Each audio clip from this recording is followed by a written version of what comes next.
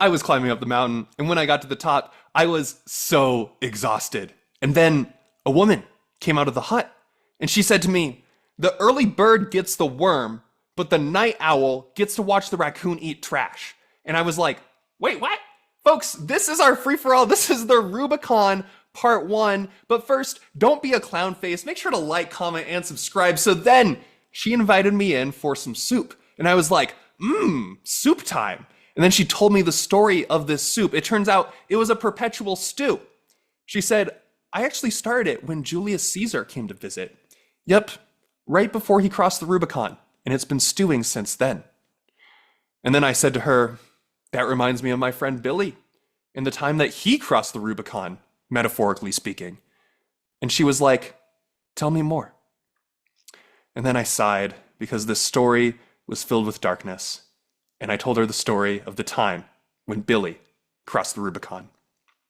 So, when I was a young lad, I had youthful fantasies of joining the army, of doing something great, of contributing to something greater than myself, of becoming an army man. So I decided that I was going to sign up. And eventually I was shipped off to basic training, and that is where I met Billy. We were always together in basic training. We were inseparable. We were always pushing one another, and I really enjoyed his company. We ended up becoming very good friends, at least until the incident.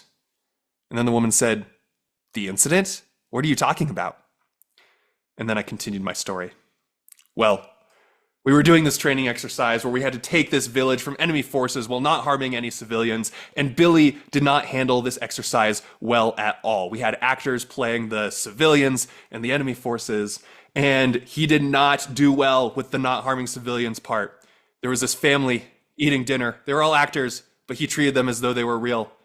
And Billy showed up at their window, and immediately he takes the father hostage. And then I was like, what? Like, Billy, don't do, like, I saw this out of the corner of my eye. I'm like, Billy, don't do this. And then he brings the father out into the firefight and uses him as a human shield in our paintball battle. And immediately the training staff was like, what? No way. Ended the exercise and then brought him out into a field and just chewed him out. They said, "Billy, you can't use people as a human shield. If you do it again, we're going to kick you out of the army. You will not be an army man." And Billy was very distraught, for all he ever wanted to do was become an army man. And I saw him in between rounds. He was talking to himself. He just kept repeating, "Don't use a civilian as a human shield.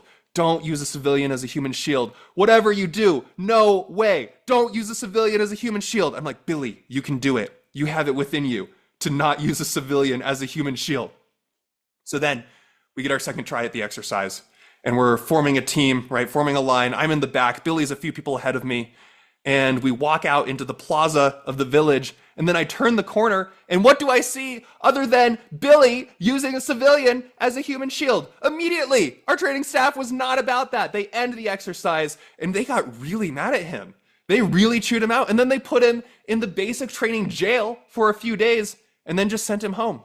And he returned home disgraced as a civilian. His military dreams were quashed. And that's the story of how Billy crossed the Rubicon. It started to make me really emotional as a single tear rolled down my cheek. And then the woman looks at me and she says, "But what about you, Luke? We've talked a lot about Billy, but when have you crossed the Rubicon?" "What are you talking about?" I said. "This isn't about me. I've never crossed the Rubicon." She said, "I think you know exactly what I'm talking about." And everything started to blur. And before I knew it, I lost all sense of reality. I felt helpless under her spell. I couldn't tell what was real and what was fake. And folks, that brings us to part 2, which will be continued another day.